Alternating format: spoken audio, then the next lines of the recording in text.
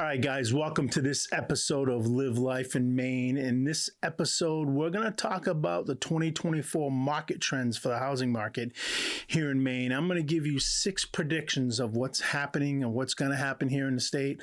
5 of them are going to be kind of obvious, but the 6th one may throw you for a little bit of a loop. But I definitely see it. There's more and more of this happening in the state, and it's kind of interesting on why. But if you're looking to move here, if you're looking to live here, you want to understand the culture, the way of life, what us Mainers do up here. If you're looking to invest here, or even if you're looking to sell, downsize, upsize, or maybe move away and have a winter home someplace else, be a snowbird, and stay here in the summer and downsize, then this episode may be for you. So it's kind of chilly across the whole country. I saw in Texas this weekend, it was like in the 20s. My wife's from Texas, so she was getting some Facebook chatter for how cold it is down there. But if this is for you, then put on your woolly socks, grab a hot cup of coffee or your favorite hot beverage, sit back and relax, because we're going to get after it right now.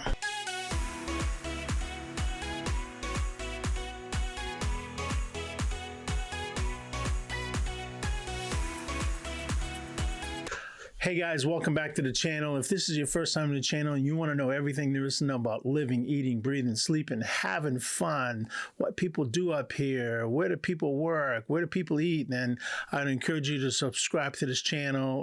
Tap that bell to be the first to be notified when I drop new content, which will be on a weekly basis. Guys, my name is Scott Tebow. I'm a broker with eXp Realty. I'm a dad of 5, obviously a husband. I got a couple grandchildren now, 2 dogs, a cat. It just keeps growing and growing and growing. But more importantly than that, I'm a maniac. So a maniac is what we call somebody who was born and raised here in Maine, the way life should be. I've lived here almost my entire life, other than about 10 years when I left out of high school and joined the military. But I've been back ever since, and I love it. Guys, my team and I, we get calls, emails, text every day. More texts and emails and calls, but we get correspondence on a weekly basis of people asking us what it's like to live here, what it would take to move here, what the market is like, and we love it. So if you're thinking about moving here, if you're thinking about potentially investing here, even if you're thinking about selling and downsizing or upsizing, then I would encourage you guys to drop us a line, send us a text, send us an email. The information is below, and we will definitely get back to you. Actually, I'm going to put a little survey out there, guys. I'm going to ask everybody that's watching, just yes or no, have you ever been to Maine? So leave that in the comment section. Just curious how many people who watch these videos have actually been up here. So curious, if you want to leave a comment of what your experience was, if you have just visited, that'd be great too. But just curious what other people in the country think of when they think of Maine. All right, guys, 6 trends that's going to happen. That is happening here in Maine in 2024. Got my cheat sheet here again. Obviously, a couple of these are going to be obvious. Number one, it's not just in Maine, it's across the country. Interest rates are falling. We started seeing this in November of 2023, where interest rates started falling. They went close to 8, down to like 7.25, 7.35. I believe that is going to continue to happen. All the market data that I've read, all the information that I've listened to from the different firms out there, different organizations, the feds and all that. Interest rates will continue to drop and stabilize, and that's going to be a good thing for those looking to buy houses, because as interest rates become more stable and they drop a little bit more, houses, they're not going to go down, but in terms of the value of the house, but to live in the house will go down in terms of what you can afford. So obviously, number one, interest rates are going to continue to fall.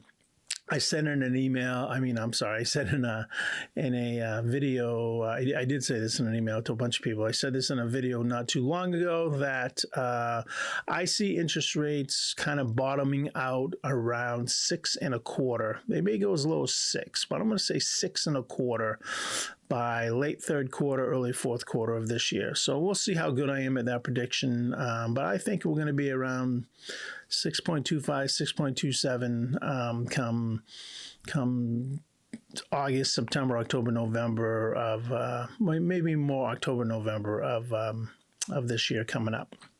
All right, number 2. And this is a good thing for people that are looking to move here. Inventory will increase. Last year was one of the worst years in terms of houses that were available on the MLS because people just didn't want to sell. People didn't want to go from, their mortgage rates of 3, 4, 5% even, up to 7, 8%, right? The arbitrage of that interest rate, the difference was too great. So they just said they're going to sit back and wait for the market to correct itself. Even though the housing prices and the housing market has increased, interest rates have really put a damper on some things. And I'm sure that's not just here, guys. That's across the country. I have a bunch of buddies that, we're all getting older now. Our kids are going off to college or even gone off, and they're, they want to downsize, but they're like, I'm not gonna make money on my house only to put it into another house that's going to be high and pay a higher interest rate. So they'd sit on it. So I see the inventory rising as interest rates actually come down. And the other big factor here is there are going to be many, many more baby boomers that are downsizing as they retire, as they get out of the job marketplace. You're going to see a lot more, and we're starting to see this up here, baby boomers retiring. The kind of the baby boomer generation, and my generation, we grew up with the big house, the 3, the 4 bedroom, 2, 2.5, 3 baths, big families. It's not as much of a trend now. It's more tiny houses, although I think that was a fad, but you saw bigger houses and people are starting to downsize those houses as they don't need such a big house for just 2 people. So you're seeing more baby boomers retire, which means more inventory is going to come on the market, more baby boomers, especially up here in Maine, becoming snowbirds. It's kind of like a ritual, right? When you get to a certain age, you may not be able to ski as much anymore. You definitely probably are not out there snowmobiling or ice fishing as much. Your bones get a little crinkly, I call it, as things get colder. So you're seeing them starting to retire and head to Florida or some of the warmer states, North Carolina, Texas, Arizona, to live in the winter times up here, and they're downsizing their homes and staying up here, coming back to the beautiful Maine summers, but leaving. My in-laws are kind of like that. They lived up here quite a while, and then now they live down in New Smyrna Beach in the winter times down there, from here to down there. So you're going to see more home inventory coming on the market because the baby boomers are downsizing and retiring, which again is a good thing. But on the flip side, if you're a buyer, there are going to be more buyers coming to the market. So that's number 3. There are going to be more buyers that you're going to be competing with in this market, specifically here in Maine. I can't speak of the whole country, but I can tell you this. Maine has been one of the top 10 states that people are moving to since the pandemic. And now when I say top 10, I don't mean total numbers, right? There's not 1,000 or 2,000 people moving to the state a week. But what they do is they look at the statistics of inbound traffic versus outbound traffic. In other words, what's the percentage of people moving into the state? What is the percentage of people moving out of the state? Now, there's a lot of states that are upside down. Obviously, California and New York, they're upside down. A lot of people leaving those states and not coming back. Maine is just the opposite. Maine is tied with Florida, actually, is number 2 in terms of people moving into the state versus people leaving the state. So it's a good thing, but it creates more buyers. Low inventory last year, pent-up demand. There is going to be more buyers in the market. So you're going to be competing with more buyers unless you have an edge, which I'll talk about, which is number 6, and why I see this trending, and it's going to continue to happen, but I'll get to that in a second. So you're going to have more buyers, more competition, especially with interest rates going down if you're looking to buy here in Maine or invest. Number 4, I've already said this in a bunch of my other videos. Maine is the most affordable state to live in New England. That doesn't mean we're the cheapest, because we're not. We're like 26 out of 50 in terms of home prices and the cost of living in here. You know, it does cost a little bit to live in the north, right? You got to pay for oil, as an example, in the wintertime to heat your homes, or, you know, maybe natural gas or propane, but you got to have some type of heating source. So we're about 26. But as New England goes, compared to the other 5 New England states, Vermont, New Hampshire, Connecticut, Rhode Island, and Massachusetts, we are the most affordable, the lowest cost to live here. But home prices are going to continue to rise. And that's because of 2 things: supply and demand, guys. There's not enough supply. I just said we're going to have more home buyers. Obviously, we're going to have more inventory, but we're like 80,000 homes short across the state. So as more people move here, it's going to cause prices to continue to stay a little bit higher than normal. You're going to be competing with other buyers, but home prices will continue to rise. It's still a very good bet to live here in Maine. The average appreciation of a house, take out the crazy years. I did a graph on this not too long ago, but take out the crazy years after COVID, really 21, 22, and a little bit of last year. On average, if you buy a home in Maine, it appreciates by like 4 to 7% a year. Even if you take out those three years. So every year your home's going to appreciate 4 to 7%. And as more people come here, the culture becomes a little bit more diverse. There's more jobs here. There's more innovation coming to Maine. Just recently, our gross domestic product was released in terms of our increase or decrease. Ours was a 3.8% increase. That's how much domestic product the state is generating. So an increase 3.8%. That's higher than every state on the eastern seaboard except Pennsylvania. So there's a lot of ingenuity up here. There's a lot of innovation, and there's a lot of people that are moving here to start companies, start businesses, live the quality of life. But home prices are going to continue to rise because there's just not enough of it, and it's becoming more and more of a desirable place to live as the secret's out via social media and the internet and the news and all that, right? Maine is one of those places that people just never really thought of, and now they're thinking about it, and they get up here and they're like, wow, what have I been missing all these years? So home prices will continue to rise. Number 5, new construction is going to continue to grow, right? We kind of went flat from COVID, and then a couple of years after COVID, up until about the summer of last year. Couple reasons why that was, right? COVID kind of shut everything down. But number 2, it was just the price of lumber, the price of material was very high. I mean, a 2x4 that used to cost $2 is now costing $6. A sheet of plywood, which is costing like $25, is now costing $100 or was costing $100. Those prices are starting to fall. I have a couple buddies and my brother-in-law that are contractors, and they build houses, and I've heard about it quite a bit. And I've seen it myself from some of the builders that I've worked with trying to get these houses out. So builders will continue to build new construction, and that's a good thing. Last year, about 12.3% of the houses in Maine were new construction that was sold, and you have home builders that are competing with other home builders for those buyers, right? So, and on average, you have about 30,000 in concessions that home builders have been given across the state. Now, that was in 2023. I don't expect that number to change much, right? You're in a competitive situation. Yes, there's not enough inventory, but for that new construction, that new home specific to a certain buyer or specific to a certain region in the state for specific buyers, then there's a little bit less competition in terms of the people that are looking to buy those homes, which causes the home builders to do a little bit more than what they've normally been doing. All right, guys, and then number 6, and this is the one that I thought you should hang out for because I'm seeing this a lot more.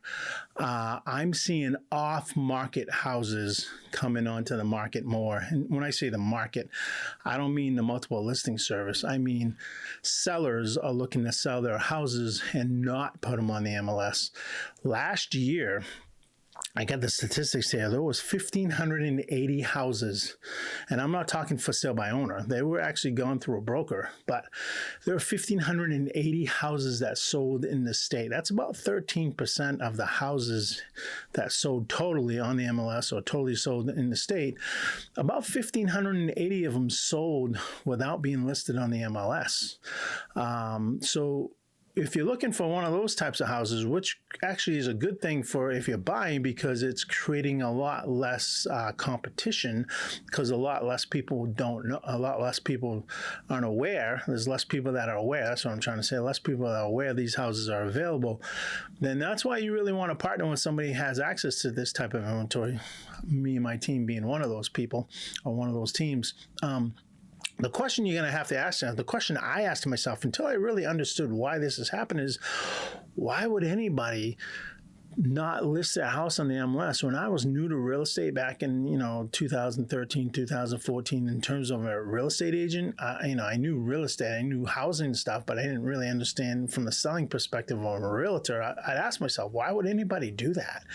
And what I discovered, and now it's happening more and more, especially the older generation, the baby boomers. Some people just, I'm a great example, actually. I want to give you that. Some people don't want to put their house on the market, on the multiple listing service.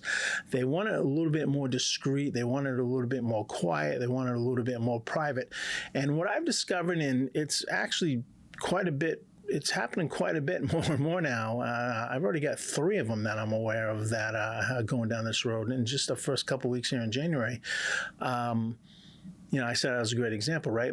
I have a 94-year-old father that moved in with us. He's upstairs. He moved in with us a little over a year ago. If I was to sell this house, I really don't know how I would get him in and out consistently to have showings, right? He may have to just stay here, but a lot of people, they either have children that have intellectual disabilities, or they have, elderly parents or people that can't move around that much. So they want to kind of be more discreet about that. They don't want people trouncing through the house, a bunch of showings. So they look to put their house on the market discreetly and market it that way. And that's where, people like me and my team and others, we do that. We have access to that type of inventory and buyers for that type of inventory.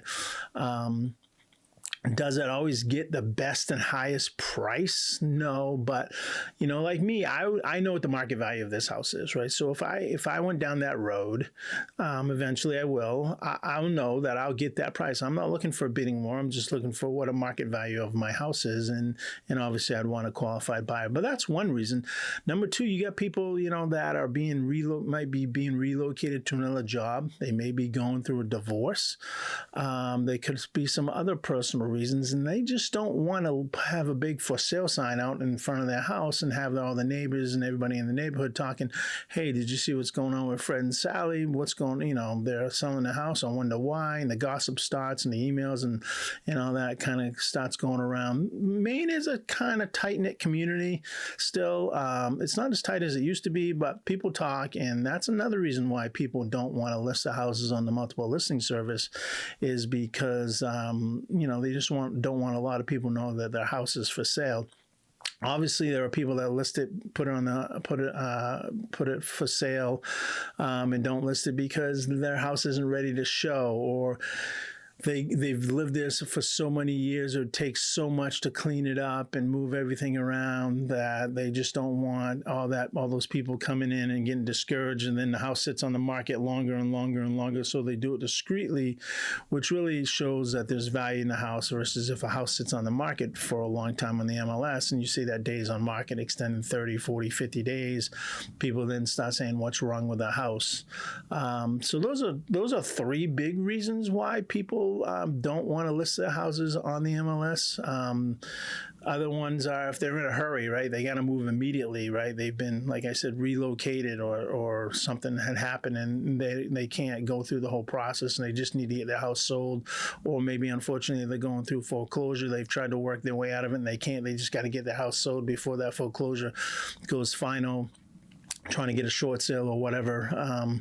So I'm seeing more and more of that access to inventory, access to homes that are not listed on the multiple listing service. And one of the benefits of working with me and my team is we have access to those homes. We have access to those homes today, and we have access to buyers all across the world from every corner of the world that are looking for those types of homes. So if that is of interest to you guys, then I would also encourage you to leave a comment or send us a text or an email if you're looking to invest in here, and we can send you those qualified lists. Obviously, we'd want you to be qualified. There is a little bit of a sign-up process. We're not just going to give that inventory away to just anybody, right? We'd want to understand the financial situations of you if you're an investor or a buyer if you're qualified, because just like putting on the MLS, we don't want a myriad of people trying to buy or look at unlisted property that aren't qualified. So just a little caveat there, guys. But we're seeing more exclusive off-market properties wanting to be sold without going on the main listing service. And to buy one of those houses, guys, you really gotta know and be with or be associated with or work with people that have access to that inventory. And again, my team and I were definitely one of those people that have access to that inventory just based upon how we are set up in this marketplace. So, guys, I hope this information was helpful. Leave me a comment. Leave me comments. Drop some lines. Talk to me about, have you ever been to Maine? What do you like about it? What you didn't like about it? Are you thinking about moving here? I love seeing comments from all different types of people, and I'll be dropping another video here in about a week. So I hope this was helpful, guys. Have a great hopefully warmer week. It's a little chilly this week, but I think temperatures are going to go up. So until then, talk to you later. Over and out.